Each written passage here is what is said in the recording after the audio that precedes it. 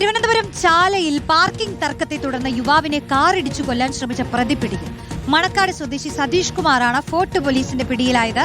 മുത്താരമ്മൻ കോവിലിന് സമീപം മെയ് 30-നായിരുന്നു കേസിനാസ്പദമായ ആക്രമണം നടന്നത്. പിടിയിലായ സതീഷ് കുമാർ ഗുണ്ടാ ലിസ്റ്റിൽപ്പെട്ടയാളാണ്. അശ്വിൻ ചേരുന്നു വിവരങ്ങൾ നൽകാൻ. അശ്വിൻ, പറയൂ.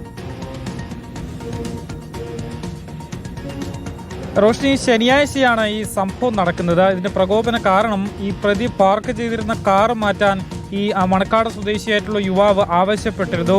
പക്ഷേ ഇയാൾ ഈ കാർ മാറ്റാൻ തയ്യാറായില്ല. മാത്രമല്ല, ഈ വാഹനത്തിൽ നിന്ന് പുറത്തിറങ്ങി ഈ യുവാവിനെയും ഒപ്പമുണ്ടായിരുന്ന സുഹൃത്തിനെയും അസഭ്യം പറയുകയും മർദ്ദിക്കുകയുമാണ് ചെയ്തത്. ഇതിനിടയിൽ ഈ രണ്ട് യുവാക്കൾ അവിടെ നിന്ന് ഓടി രക്ഷപ്പെടാൻ ശ്രമിച്ചിരുന്നു.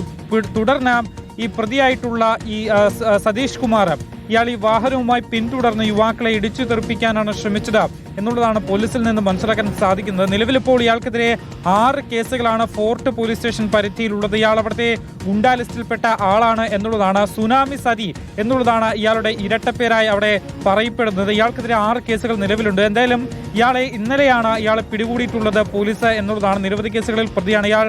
ഇത്തരത്തിൽ സമാന കേസുകളിലടക്കം ഇയാൾക്കെതിരെ നേരത്തെയും കേസുകളുണ്ട് എന്നുള്ളതാണ്. ഭാഗ്യവശാൽ മാത്രമാണ് യുവാവിന് ജീവൻ രക്ഷിച്ചത് എന്നുള്ളതാണ് പോലീസിൽ നിന്ന് അറിയാൻ കഴിയുന്നത്. എന്തായാലും യുവാക്കളെ മനഃപൂർവ്വം കാറിടിച്ച് കൊലപ്പെടുത്താനായിരുന്നു ഇയാളുടെ ശ്രമം എന്നുള്ളതാണ്. ഇതിന് കാരണമായി പറയുന്നത് ഈ യുവാക്കൾ വാഹനം ഈ റോഡിന് നടുക്കായി പാർക്ക് ചെയ്തിരുന്ന വാഹനം എടുത്തു മാറ്റാൻ പറഞ്ഞതാണ്. നമുക്കറിയാം, ഈ ചാല ഭാഗത്തേക്ക് രാവിലെ മുതൽ തന്നെ വലിയ ബ്ലോക്കൊക്കെ ഉള്ളൊരു സമയമാണ്. ഈ സമയത്ത് ഇത്തരത്തിൽ വാഹനങ്ങൾ പാർക്ക് ചെയ്തിരുന്നത് മറ്റ് വാഹനങ്ങൾക്ക് കടന്നു പോകാൻ കഴിയില്ല, വലിയ ബ്ലോക്കും ഉണ്ടാവും. ചാല മുത്താരമ്മൻ കോവിലിന് സമീപത്താണ് ഈ ഒരു സംഭവം നടക്കുന്നത്. ഈ കാർ എടുത്തു മാറ്റാൻ പറഞ്ഞതോടുകൂടിയാണ് ഈ പ്രതി പ്രകോപിതനാവുകയും ഈ 2 യുവാക്കളെയും ഇത്തരത്തിൽ അസഭ്യം പറയുകയും മർദ്ദിക്കുകയും ചെയ്തതിന് തൊട്ടു പിന്നാലെ ഇവർ ഓടി രക്ഷപ്പെടാൻ ശ്രമിച്ചതോടുകൂടി സ്വന്തം കാറിലേക്ക് കയറി ഇയാൾ യുവാക്കളെ ഇടിച്ചു കൊല്ലാനും ശ്രമിക്കുകയും ചെയ്തിട്ടുള്ളത്. റോഷ്നി, ശരി. ആഷൻ ഡിയാഗോയാണ് വിശദാംശങ്ങൾ നൽകിയത്.